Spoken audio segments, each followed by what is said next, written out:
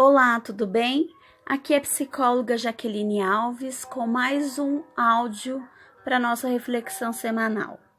E hoje nós vamos conversar dentro da comunicação não violenta sobre pedindo aquilo que enriquecerá a nossa vida.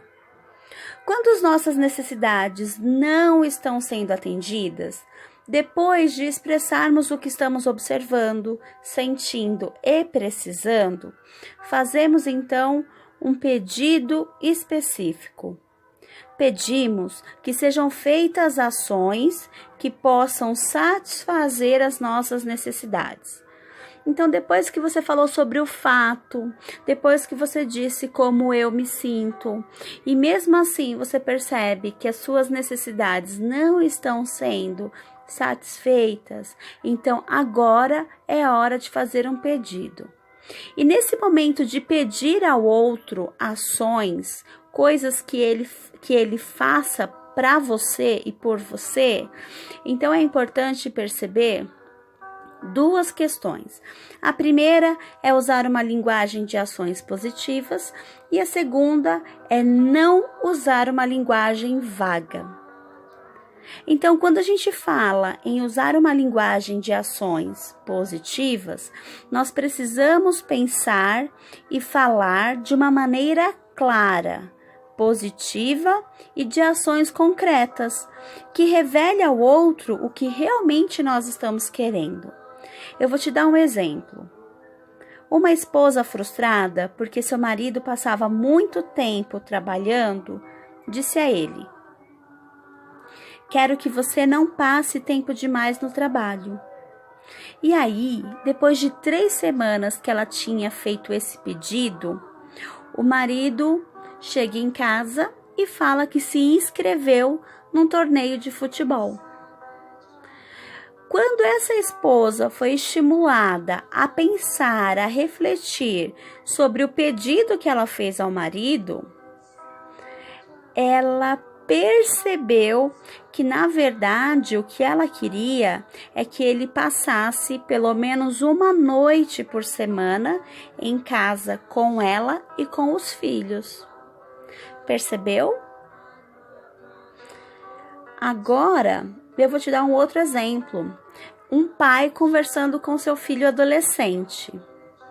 E aí o pai fala mais ou menos assim: "Eu quero que você, meu filho, demonstre mais responsabilidade." É pedir muito?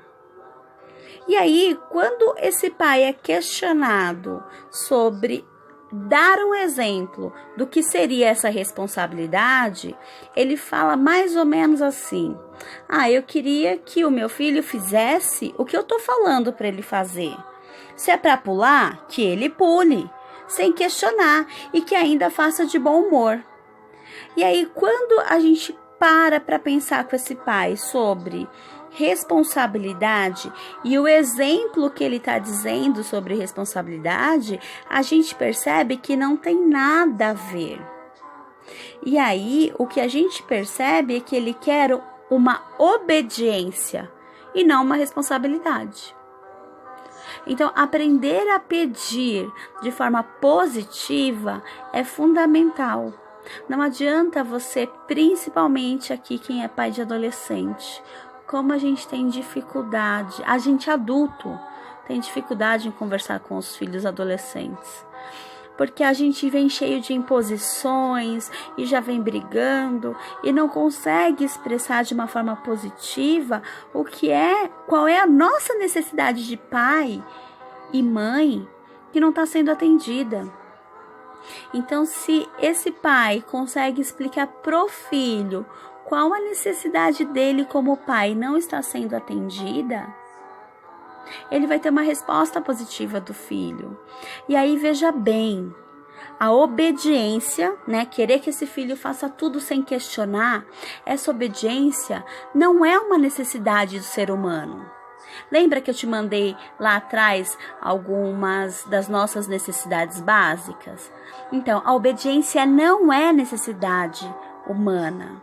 A obediência, na verdade, é uma necessidade que o adulto tem em mostrar para a sociedade que ele está no controle. Percebe? Isso gera muito conflito dentro de casa, porque o adolescente ele está numa fase em que ele está questionando muitas coisas. Ele está numa fase que ele está se separando emocionalmente desses pais para viver com os pares, com outros adolescentes. E aí se impor e falar que quer e pronto, porque na minha época era assim, não funciona. Não traz a sua necessidade de pai. Então, quando seu filho não vai bem na escola, quando seu filho tem um comportamento que você não está gostando, a primeira coisa que você tem que fazer é descobrir em você, que é pai, que é mãe, qual é a necessidade que não está sendo manifestada. E aí você vai perceber o que é seu e o que é da sociedade. Porque lembra, uma das necessidades humanas básicas é eu poder escolher, fazer as minhas escolhas. E pai e mãe não é dono de filho. Aí a gente tem um problema de geração, porque o seu pai cobrou isso e você vai querer cobrar isso do seu filho. Só que a gente vive numa época totalmente diferente. Os seus pais provavelmente não ficavam escutando os áudios de uma psicóloga. Entende? A reflexão era outra. As informações eram mais restritas. Hoje, você quando era adolescente tinha um tipo de informação. Hoje, o adolescente de hoje tem um mundo vasto de informações. Então, se você não aprender a conversar com o adolescente, com a sua esposa, com o seu esposo, com as pessoas que você resolveu se relacionar, se conectar de uma forma honesta, verdadeira, se olhando e percebendo qual é a minha necessidade, que esse filho, que essa mulher, que esse marido, que esse irmão não está atingindo, veja bem, você não vai ter sucesso. Isso é só mais um problema, mais uma confusão na tua vida. Entende? Não adianta você ter nesse processo de se comunicar com o outro uma linguagem vaga, porque as linguagens vagas favorecem uma confusão interna.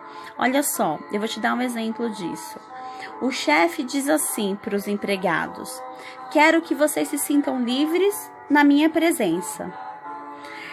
Essa fala é muito vaga, quando na verdade ele poderia dizer mais ou menos assim: gostaria que vocês me dissessem o que é que eu posso fazer para facilitar a vocês que se sintam mais livres na minha presença. Então assim, qual é a ação que eu tenho que ter para que vocês possam se sentir assim? Quando eu tenho uma frase vaga, eu não consigo enriquecer a vida do outro. Né? Quando você não consegue manifestar as suas necessidades e fazer um pedido para o outro em ações, o que o outro precisa fazer? Qual é a sua necessidade que não está sendo atingida? E o que é que o outro precisa fazer para que ele possa entender? Quais são as ações que ele precisa ter para que você possa ter essas necessidades atingidas? Então, uma comunicação cheia de acusações. A gente já sabe disso. Lembra lá no início dos áudios, eu disse para você que julgamentos morais não funcionam. Não funcionam. Então, se você não tiver uma comunicação verdadeira e honesta, o que é que está por trás desse aborrecimento? O que é que está por trás dessa sua frustração com o outro? Enquanto você não for verdadeiro nesse aspecto, o outro não vai entender. E aí, quando você precisar que o outro tenha ações para que as suas necessidades sejam atendidas, você precisa dizer quais são as ações. Então, o que o pai, quando o pai descobre qual a necessidade dele como ser humano, que esse filho não está atendendo, e o que é que esse filho precisa fazer, eu tenho certeza que esse filho vai fazer, porque ninguém quer ser o motivo de infelicidade do outro.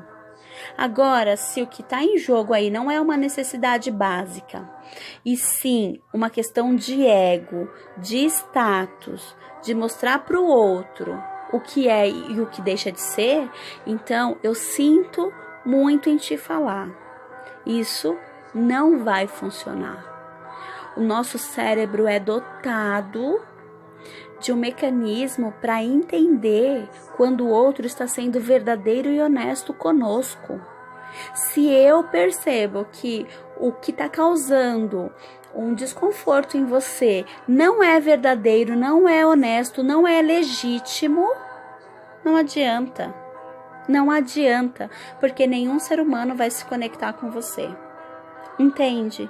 E se ele fizer por medo, e você já sabe que medo, vergonha e culpa são mecanismos de controle que a sociedade usa, então não funciona.